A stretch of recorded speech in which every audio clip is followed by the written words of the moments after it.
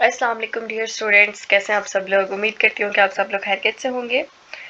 आज हमारा class 9th physics chapter number 1 का लेक्चर नंबर 12 है।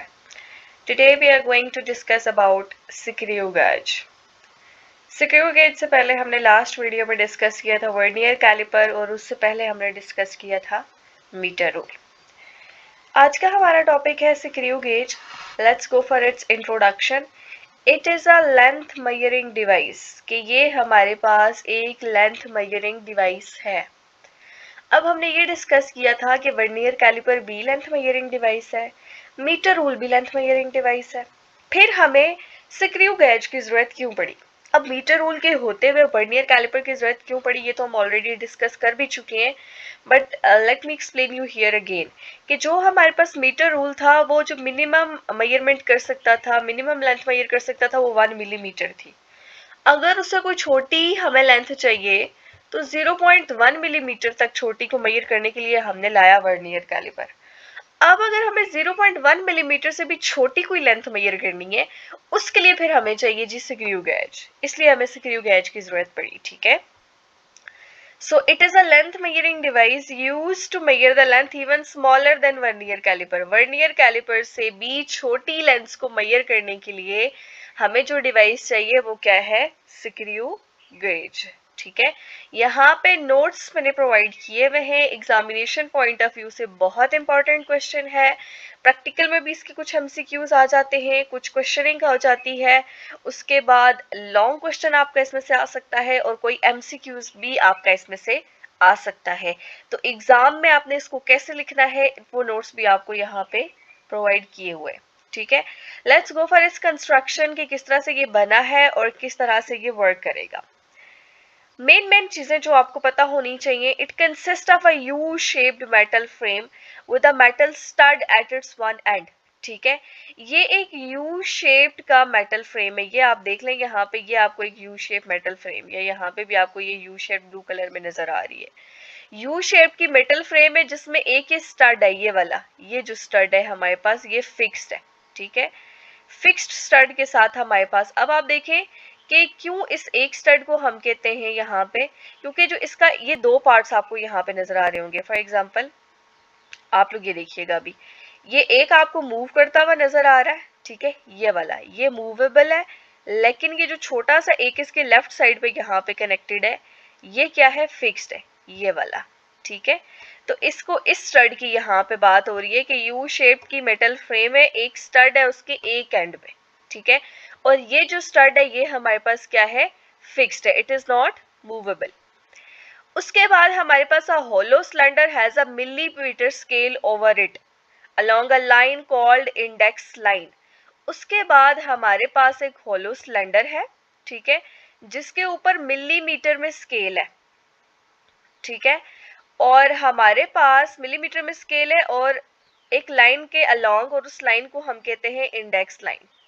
ठीक है, यहाँ पे आप लोग देखें फॉर एग्जांपल, ये इस डायग्राम में ये जो हमारे पास है ये वाला, ये जिसके ऊपर एक मूवमेंट हो रही है, ऊपर वाला नहीं, ये नीचे वाला, ये जो वर्टिकल है जिसके ऊपर ये सर्कुलर मूव कर रहा है, ये जो नीचे वाला ये जो सिलेंडर है, इस सिलेंडर की बात हो रही है।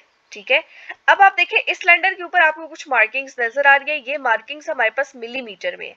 किस लाइन के अकॉर्डिंग, ये एक लाइन है, ये हॉरिजॉन्टल लाइन, इसके ऊपर नीचे आपको मार्किंग्स नजर आ रही है। इस लाइन को बेसिकली हम कहते हैं इंडेक्स लाइन। अब इसको लिखती हूँ आई डॉट एल। ठीक है, ये हमारे पास क्या है, बेसिकली इंडेक्स लाइन है। ठीक है, इंडेक्स लाइन हमारे पास एक्सिस ऑफ सिलेंडर से पैरेलल है। अब आपको पता है कि सिलेंडर की शेप ये है आपके पास। ठीक है, ये हमारे पास सिलेंडर की शेप है। अब इसकी जो हमारे पास एक्सिस है, एक्स एक्सिस है, वो ऑब्वियसली ये है, आपको पता है ये एक्स एक्सिस, और जो हमारे पास लाइन है ये इंडेक्स लाइन है होलो सिलेंडर की, वो भी ये पास कर रही है। ठीक है, तो दोनों की डायरेक्शन क्या है, सेम है, दोनों लाइंस एक दूसरे को क्रॉस नहीं कर सकती। ठीक है, तो ये हमारे पास क्या है, index line axis of cylinder से पैरेलल है, और इसके ऊपर जो मार्किंग्स है वो किस में है, मिलीमीटर्स में है, कीप इन योर माइंड। ठीक है, उसके बाद there is a movable circular scale on outside of cylinder. ये जो मैंने आपको सिलेंडर बताया ये वाला, इसके ऊपर हमारे पास अब एक सर्कुलर स्केल है जो पहले आपको मूव करता हुआ नजर आ रहा था, ठीक है। अब यहाँ पे अगर आप लोगों को नजर आए, ठीक है, यहाँ पे आप लोग देख सकते हैं ये मूवमेंट आपको नजर आ रही है। ये हमारे पास सर्कुलर स्केल है, ये वाला, ये जो मूव कर रहा है, ये नीचे इसको हम कहते हैं मेन स्केल, ठीक है, जिसके ऊपर मिलीमीटर में हमारे पास रीडिंग्स है। ये जो ऊपर इसके मूव कर रहा था, ये हमारे पास सर्कुलर स्केल है, ठीक है। और इसके ऊपर 50 डिवीजन्स है। आपकी बुक में, जो फेडरल बोर्ड की बुक है, उसमें यही है कि 50 डिवीजन्स है, लेकिन हमारे पास कुछ स्क्रू गेजेस ऐसे भी आते हैं जिसके ऊपर 100 नंबर ऑफ डिवीजन्स भी होती हैं। तो दोनों टाइप के स्क्रू गेजेस को आप यूज कर सकते हैं। मैं यहाँ आपको दोनों एक्सप्लेन करूंगी। We can have with 100 number of divisions also, keep in your mind, ठीक है। अब ये जो वन कंप्लीट रोटेशन है सर्कुलर स्केल की, ये स्पिंडल को मूव करती है 0.5 मिलीमीटर अलोंग इंडेक्स लाइन। इस चीज का क्या मतलब है, इस चीज को आपने गौर से सुनना है। इसी से आगे हमारे पास एक और टर्मिनोलॉजी है, वो भी आपकी डिफाइन होगी, ठीक है। वन कंप्लीट रोटेशन का क्या मतलब है कि ये फॉर एग्जांपल पहले बिल्कुल क्लोज होके यहाँ पे हो, जो इसकी मिलीमीटर की पहली लाइन है, बिल्कुल यहाँ पे हो, आपको कुछ भी नजर ना आ रहा हो, ठीक है। आप यहाँ से इस रैचेट को यूज करें, इसको यूज करके आप इसको मूव करवाएं, जैसे कि सर्कुलर स्केल ऊपर से मूव कर रहा था, ठीक है। ये पहले इस लाइन के ऊपर था, आपको बिल्कुल भी कोई लाइन नजर नहीं आ रही थी। वन कंप्लीट रोटेशन के बाद अब ये एक ही पहली छोटी लाइन के ऊपर आ जाए। अब आपके पास एक लाइन विजिबल है, ठीक है। ये जो एक लाइन विजिबल है, या जो हम ये कहते हैं कि ये एक 0.5 मिलीमीटर का डिस्टेंस कवर करता है, उसका ये मतलब है कि अब आपको ये एक छोटी डिवीजन, ये एक छोटी लाइन नजर आएगी, और ये एक छोटी लाइन शो करती है 0.5 मिलीमीटर को। अगर ये 50 डिवीजन्स वाला सर्कुलर स्केल है, अगर ये 100 डिवीजन्स वाला सर्कुलर स्केल हुआ, तो ये छोटी लाइन शो करेगी 1 मिलीमीटर को, ठीक है। दोनों के लिए सेम है, दोनों में आपके पास एक्यूरेसी सेम है, दोनों को आप यूज कर सकते हैं। अगेन मैं आपको बता रही हूं, इसको अगर आप कंप्लीटली क्लोज कर दें, बीच में इसके कोई भी ये डिस्टेंस ना हो, इसको कंप्लीटली क्लोज करने के बाद जब सर्कुलर स्केल पूरा ये मेन स्केल को कवर कर ले, आपको सिंगल लाइन भी ना नजर आए, उसके बाद उसको आप एक कंप्लीट रोटेशन दें, इतनी सी कंप्लीट रोटेशन दें कि एक लाइन आपको, एक डिवीजन मेन स्केल की नजर आए। वो जो मेन स्केल की एक डिवीजन है, वो आपको शो करेगी 0.5 मिलीमीटर का डिस्टेंस, अगर सर्कुलर स्केल 50 डिवीजन्स का है तो, ठीक है। लेकिन अगर सर्कुलर स्केल 100 डिवीजन्स का है, तो तब आपको वो जो एक लाइन है वो 1 मिलीमीटर के बराबर होगी, ठीक है। अब ये जो बात मैंने आपको यहाँ पे एक्सप्लेन की कि अगर 50 डिवीजन्स का है तो इतना होगा, अगर हमारे पास 100 डिवीजन्स का है तो इतना डिस्टेंस ये आपको शो करेगा। इस चीज को बेसिकली हम कहते हैं पिच, ठीक है। इसको हम क्या कहते हैं, pitch. The distance travelled by a circular scale, circular scale जो डिस्टेंस ट्रेवल करता है लीनियर स्केल या मेन स्केल के ऊपर, ठीक है, लीनियर या मेन स्केल के ऊपर इन वन डायरेक्शन या वन कंप्लीट रोटेशन में, उसको हम कहते हैं पिच। अब आप देखें डिस्टेंस कैसे ट्रेवल होता है। फॉर एग्जांपल अगर मैं इसको एक दफा आपको दोबारा यहाँ पे मूव करके दिखाऊं, अब आप लोग देखिएगा, जब ये मूव करता है, ये देखें, ये सर्कुलर स्केल के ऊपर आगे की तरफ भी जाता है और सर्कुलर स्केल के ऊपर पीछे की तरफ भी जा रहा है, ठीक है। तो इसकी रोटेशन से हमारे पास जो मेन स्केल की रीडिंग्स हैं वो हमें कम या ज्यादा नजर आती है अकॉर्डिंग टू इट्स मूवमेंट, ठीक है। तो जब ये पूरा कंप्लीटली क्लोज होगा तो ये पहली लाइन पे होगा, जब ये एक रोटेशन कंप्लीट करेगा तो आपको सिर्फ, जब कंप्लीटली क्लोज है तो एक लाइन भी नहीं नजर आनी, ये वाली भी नहीं नजर आनी आपको सिर्फ इंडेक्स लाइन नजर आएगी, ये नीचे हॉरिजॉन्टल वाली, ठीक है। ये ऊपर जो मार्किंग्स है ये एक भी नहीं नजर आएगी। जब आप एक कंप्लीट रोटेशन देंगे तो आपको ये एक छोटी डिवीजन नजर आ जाएगी। वो 50 डिवीजन्स वाले सर्कुलर स्केल के केस में ये छोटी डिवीजन शो करेगी 0.5 मिलीमीटर को, और 100 नंबर ऑफ डिवीजन्स, अगर सर्कुलर स्केल 100 डिवीजन्स का है तो वो उसको शो करेगी 1 मिलीमीटर का। अब पिच क्या होगी, अगर हमारे पास ये 50 डिवीजन्स वाला सर्कुलर स्केल है तो उस केस में हमारे पास पिच होगी 0.5 मिलीमीटर की, इसी को पिच कहते हैं, जो एक कंप्लीट रोटेशन में डिस्टेंस कवर हुआ। अगर हमारे पास 100 डिवीजन्स वाला सर्कुलर स्केल है तो तब आपके पास पिच होगी 1 मिलीमीटर की। अब कोई सा भी स्क्रू गेज हो, इसका आपकी मेजरमेंट्स पे या एक्सपेरिमेंट्स पे फर्क नहीं पड़ता, कीप इन योर माइंड, ठीक है। उसके बाद जो नेक्स्ट पॉइंट है that is we discussed why do we need screw gauge, हमें स्क्रू गेज की जरूरत क्यों पड़ी, क्योंकि ये मिनिमम लेंथ इसकी ज्यादा है, ये बहुत कम मिनिमम लेंथ भी मेजर कर सकता है, ज्यादा होने से मुराद है वर्नियर कैलिपर से भी छोटी, ज्यादा एक्यूरेसी है, ठीक है, वर्नियर कैलिपर से भी छोटी लेंथ को मेजर कर सकता है। तो वही डेफिनेशन के मिनिमम लेंथ जो ये मेजर कर सकता है वो इसका क्या है, लीस्ट काउंट। कैसे फाइंड करेंगे जी, pitch of screw gauge divided by number of divisions on circular scale। अब अगर नंबर ऑफ डिवीजन्स 50 है तो पिच 0.5 है, तो 0.5 divided by 50 which is 0.01 millimetre. अगर सेंटी में लिखें तो आपने इसको ऑब्वियसली डिवाइडेड बाय 100 करना है, तो 0.01 सेंटीमीटर, सॉरी डिवाइडेड बाय 10 करना है, ठीक है। अगर आपके पास 100 डिवीजन्स वाला है तो देन भी आपने सेम काम करना है, 1 millimetre divided by 100, 1 divided by आप 100 करेंगे तो अगेन आपके पास आ जाएगा 0.01 मिलीमीटर। सेंटी में अब आप इसको चेंज कर सकते हो उसी तरह से। तो यहाँ पे आपको प्रूफ भी हो गया होगा कि देख लो इसका लीस्ट काउंट स्टिल सेम है, चाहे आप 100 डिवीजन्स वाला स्क्रू गेज यूज करें या 50 डिवीजन्स वाला स्क्रू गेज यूज करें, ओके। उसके बाद नेक्स्ट पॉइंट जो हमारे पास है वो है जीरो एरर। एरर क्या होता है आपको पता है कि लास्ट टाइम भी हम डिस्कस कर चुके हैं कि कुछ एरर हो सकता है इंस्ट्रूमेंट्स में, ऑब्वियसली इंसानों ने बनाया, ठीक है। तो एरर फाइंड करने के लिए सबसे पहले आप क्या करते हैं, आप स्क्रू गेज को इस तरह से क्लोज करते हैं जिस तरह से यहाँ पे ये इस पिक्चर में आपको नजर आ रहा है, बिल्कुल ये क्लोज हो इसका ये स्टड्स। इस तरह से क्लोज करने के बाद अगर हमारे पास यहाँ पे मैंने लिखा है ना, turn the thimble until spindle and stud meet, ठीक है, वो जो उसका मूवेबल वाला स्टड था उसको कहते हैं स्पिंडल, और जो फिक्स्ड वाला था उसको कहते हैं स्टड। आपने उसको इतना क्लोज करना है कि स्पिंडल और स्टड आपस में मिल जाए। उसके मिलने के बाद अगर आपके पास जो सर्कुलर स्केल का जीरो है वो इंडेक्स लाइन को इस तरह से मीट करेगी जैसा यहाँ पे नजर आ रहा है कि ये बिल्कुल एक ही हॉरिजॉन्टल लाइन नजर आए, एग्जैक्टली मीट करे, तो इसका ये मतलब है कि हमारे पास कोई भी एरर नहीं है। अगेन मैं रिपीट कर रही हूं कि अगर ये इसको कंप्लीटली मीट कर जाए तो इसका मतलब हमारे पास कोई भी एरर नहीं है। लेकिन अब अगर मीट नहीं करता तो दो ही कंडीशन है, या तो जीरो सर्कुलर स्केल का पीछे रह जाएगा या तो सर्कुलर स्केल का जीरो आगे चला जाएगा। अगर सर्कुलर स्केल का जीरो पीछे रह जाए, इंडेक्स लाइन ये है ना, सर्कुलर स्केल का जीरो पीछे रह जाए तो उसको हम कहते हैं पॉजिटिव एरर है। If zero of circular scale is behind the index line, अगर वो इंडेक्स लाइन से पीछे रह गया तो हमारे पास क्या है, पॉजिटिव एरर है।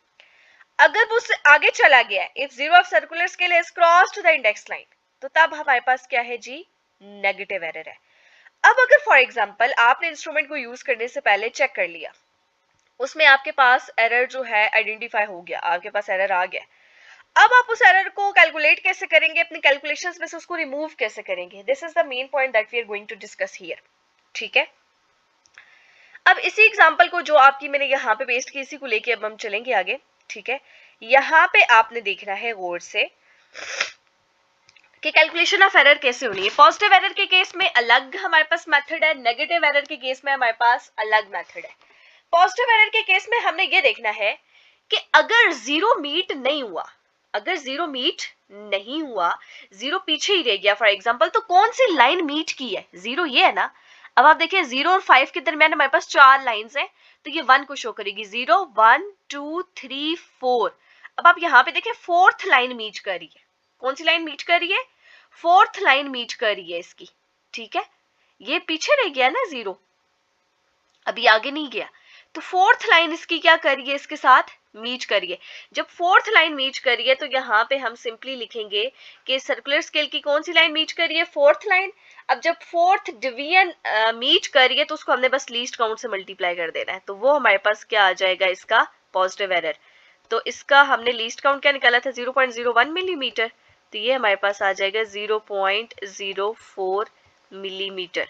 तो इसका मतलब आपके पास पॉजिटिव एरर कितना आया, 0.04 मिलीमीटर का आया है, इसको हम प्लस के साथ लिखते हैं। अब नेगेटिव के केस में पीछे रह गया ना, अब नेगेटिव के केस में पीछे रह गया तो कौन सी डिवीजन मैच कीजिए, ठीक है, 45 46 47 वाली मीट की है, 48 49 और फिर 0, आपको पता है टोटल 50 डिवीजन है इसमें, ठीक है। तो हमारे पास 47th लाइन मीट की है। अब आप देखिए 47th डिवीजन हमारे पास मीट हुई है यहाँ पे। नेगेटिव एरर के केस में आपने थोड़े से और स्टेप्स करने हैं। एक स्टेप और है कि आपने नेगेटिव एरर के केस में फर्स्ट स्टेप ये करना है कि इसको टोटल नंबर ऑफ डिवीजन्स में से माइनस कर देना है। टोटल नंबर ऑफ डिवीजन्स है 50, माइनस आप कर देंगे 47। 50 माइनस 47 करेंगे तो आपके पास आ जाएगा 3। अब आपने इसको लीस्ट काउंट से मल्टीप्लाई कर देना है, that is 0.01 and here you will get minus 0.03 millimetre. Minus इसलिए डाला है क्योंकि ये नेगेटिव एरर है। तो अब आप ये देखें, इस केस में आपके पास पॉजिटिव एरर आया है प्लस 0.04 और नेगेटिव एरर आया है माइनस 0.03। अब जब एरर आ गया, चाहे पॉजिटिव आया चाहे नेगेटिव आया, कोई एक ही आएगा ना, ठीक है। जोन सा भी आ गया, अब आपने उसके साथ करना क्या है, उसकी करेक्शन कैसे करनी है। In case of positive error, ठीक है, फॉर एग्जाम्पल अगर आपकी एग्जाम्पल में यहाँ पे लिख रही हूँ, अगर आपकी जो मेजर्ड वैल्यू है फॉर एग्जाम्पल वो है जी 2.25 मिलीमीटर, जो लेंथ आपने मेजर की है किसी भी ऑब्जेक्ट की वो क्या है 2.25 मिलीमीटर है। अब अगर उसमें पॉजिटिव एरर आ गया है तो पॉजिटिव एरर को क्या करेंगे, आपके पास हमेशा फॉर्मूला ये रहेगा कि आपने मेजर्ड वैल्यू में से एरर को माइनस करना है। ये आपके पास फॉर्मूला रहेगा दोनों केसेस में, मेजर्ड वैल्यू माइनस एरर। अब पॉजिटिव के केस में क्या होगा जी, मेजर्ड वैल्यू है हमारे पास 2.25 माइनस 0.054, सॉरी, जो भी आंसर आ जाएगा वो आपने लिख देना है, वो आपकी फाइनल मेजर्ड वैल्यू होगी यहाँ पे, ठीक है। नेगेटिव के केस में थोड़ा सा चेंज इसलिए आएगा क्योंकि नेगेटिव के साथ हमारे पास माइनस साइन है। अब आप देखें मेजर्ड वैल्यू अगेन 2.5 है, हमारे पास फॉर्मूला वही है माइनस, ये फॉर्मूले वाला माइनस आपने एरर करना है। अब आपके पास एरर के साथ भी माइनस साइन है, माइनस 0.03। अब ये माइनस माइनस इसको प्लस कर देगा, तो यहाँ पे ये हो जाएगा बेसिकली 2.25 प्लस 0.03, ठीक है। तो आप सिंपली भी इसको याद रख सकते हैं कि आपने रिवर्स करना है। पॉजिटिव एरर के केस में से आपने मेजर्ड वैल्यू में से एरर को माइनस करना है और नेगेटिव एरर के केस में आपने मेजर्ड वैल्यू में एरर को प्लस कर देना है। आई होप कि यहां तक ये क्लियर हो गया होगा, ठीक है। नेक्स्ट और लास्ट चीज वेरी इंपॉर्टेंट कि आपने ये जो मैंने आपको कहा मेजर्ड वैल्यू फॉर एग्जांपल ये है, ये जो भी है, आपने मेजरमेंट्स लेनी कैसे, how to take measurements from the screw gauge, ठीक है। पहला स्टेप है कि आपने उसकी पिच को नोट कर लेना है। पिच आपको पता है कि अगर 100 डिवीजन्स हुई तो 1 मिलीमीटर है, 50 डिवीजन्स हुई तो 0.05 है। लीस्ट काउंट आपको पता है 0.01 है। उसके बाद आपने एरर भी चेक कर लेना है, अगर कोई एरर है तो वो भी आपने नोट डाउन कर लेना है। ये फर्स्ट स्टेप है, ये 3 चीजें आपने नोट डाउन करनी है। After noting down these 3 things, what you need to do next, आपने स्टड और स्पिंडल के दरमियान उस ऑब्जेक्ट को प्लेस करना है। जैसे मैंने आपको ऊपर दिखाया था कि वो पेंसिल को हम प्लेस करें फिर उसको हम क्लोज करें, यहाँ पे आप लोग अगेन से देख लें, ठीक है, कि किस तरह से हमने इसको प्लेस करना है। ये देखें, ये इसके दरमियान प्लेस किया है और फिर इस रैचेट को मूव करके या स्क्रू की मदद से, इसको कुछ लोग स्क्रू भी कहते हैं रैचेट भी कहते हैं, इसकी मदद से क्या करें, इसको हम यहाँ पे फिक्स करें, ठीक है। This is how you need to place an object, ठीक है, बिटवीन स्पिंडल एंड स्टड। जब ये कंप्लीटली फिक्स हो जाए उसके बाद आपने मेन स्केल रीडिंग नोट करनी है। लेट्स सपोज कि हमारे पास वो पेंसिल कंप्लीटली फिक्स हो गई थी, उसके बाद अब हमने मेन स्केल रीडिंग को कैसे नोट करना है, ये आपके पास एक एग्जांपल है यहाँ पे पेस्ट हुआ है। ये जो आपके पास स्क्रू गेज है ये 50 डिवीजन्स वाला है, कीप इन योर माइंड, इसका सर्कुलर स्केल 50 डिवीजन्स वाला है क्योंकि ये आपकी बुक से ली हुई है एग्जाम्पल। अब आप देखिए जब ये 50 डिवीजन्स वाला है तो एक छोटी लाइन मैंने आपको बताया था कि इसको शो करेगी 0.5 मिलीमीटर को, ठीक है। अब यहां से देखें मेन स्केल की रीडिंग क्या शो करिए 0 और ये 5 है, तो इसका मतलब है इसके दरमियान 1 2 3 4 5 6 7, यहाँ पे कौन सी डिवीजन है मेन स्केल की, 7 वाली डिवीजन है ना। तो हमारे पास यहाँ पे मेन स्केल की रीडिंग क्या आ जाएगी जब ये 7th वाली इसको वो कर रही है, तो 7 मिलीमीटर, ये क्या आ जाएगी मेन स्केल रीडिंग 7 मिलीमीटर क्योंकि 7th लाइन है, ठीक है। सॉरी एक चीज मैं यहाँ पे करेक्ट करती जाऊं, ये 100 डिवीजन्स वाला है, ठीक है, क्योंकि ये देखें 0 से 5 लिखा हुआ है, ठीक है। तो जब ये 0 से 5 लिखा हुआ है तो मतलब एक डिवीजन किसको शो करेगी, 1 मिलीमीटर को शो करेगी, कीप इन योर माइंड, ठीक है। उसके बाद circular scale reading, circular scale reading क्या होगी जी, कौन सी लाइन जो है उसको मीट कर रही है, इंडेक्स लाइन को, ये अब हमने नोट करना है यहाँ पे। इसको मैं जूम करती हूँ थोड़ा सा ताकि आप लोगों के लिए भी क्लियर हो जाए।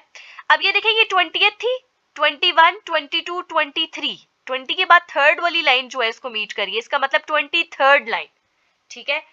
तो जो हमारे पास सर्कुलर स्केल रीडिंग है, सर्कुलर स्केल रीडिंग को आपने नोट करना है और उसके बाद multiply circular scale reading with least count. Main scale reading के साथ आपने कुछ भी नहीं करना, उसको डायरेक्टली लिखना है। सर्कुलर स्केल रीडिंग को नोट करने के बाद आपने उसको लीस्ट काउंट के साथ मल्टीप्लाई करना है। हमारे पास 23rd लाइन आई थी, तो हम 23 को मल्टीप्लाई करेंगे 0.01 से, तो ये आपके पास आ जाएगा 0.23। यहाँ पे आपने ये अज्यूम किया कि हमारे पास कोई भी एरर नहीं है, या हम आखिर पे अज्यूम भी कर लेंगे, फिलहाल कोई भी अगर एरर नहीं है तो आपके पास मेजर्ड वैल्यू क्या आ जाएगी, MV।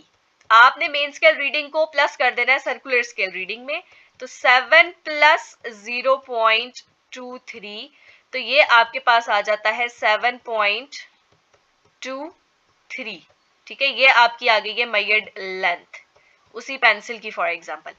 अब अगर आपके पास एरर है, फॉर एग्जाम्पल आपने पहले नोट किया, फॉर एग्जाम्पल पॉजिटिव एरर है, तो पॉजिटिव एरर के केस में मैंने आपको क्या था, माइनस करेंगे। ऊपर हमने एरर कितना कैलकुलेट किया था, 0.04, तो आप इसको डायरेक्टली 0.04 कर देंगे, ठीक है। अगर नेगेटिव एरर आता है तो ऑब्वियसली आप इसको प्लस कर देंगे। वो आया था हमारे पास 0.03, नेगेटिव एरर अगर आया था तो आप इसको कर देंगे 7.23 प्लस 0.03, ठीक है। तो यहां से जो आपके पास आंसर आ जाएगा एरर के साथ, वो आपकी फाइनल आ जाएगी। अब दोनों नहीं आएंगे एट अ टाइम कोई एक आएगा, या तो कोई एरर है ही नहीं है, अगर एरर है ही नहीं है तो यही आपका रिजल्ट है 7.23। अगर पॉजिटिव एरर है तो उसको माइनस करके फाइनल वैल्यू आएगी, अगर नेगेटिव एरर है तो उसको प्लस करके फाइनल वैल्यू आएगी, ठीक है। That's it. ये हमारे पास था टोटल स्क्रू गेज की, स्क्रू गेज है क्या, इसको किस तरह से हम यूज कर सकते हैं और क्या क्या चीजें इसके अंदर हो सकती हैं, सारे पॉइंट्स मैंने एक्सप्लेन कर दिए हैं। एग्जाम में आप इसको किस तरह से लिख सकते हैं वो भी एक्सप्लेन कर दिया है। स्टिल अगर आपको कोई क्वेश्चन हो तो आप कमेंट बॉक्स में पूछ सकते हैं, I will must help you. Till the next video, thank you, Allah Hafiz.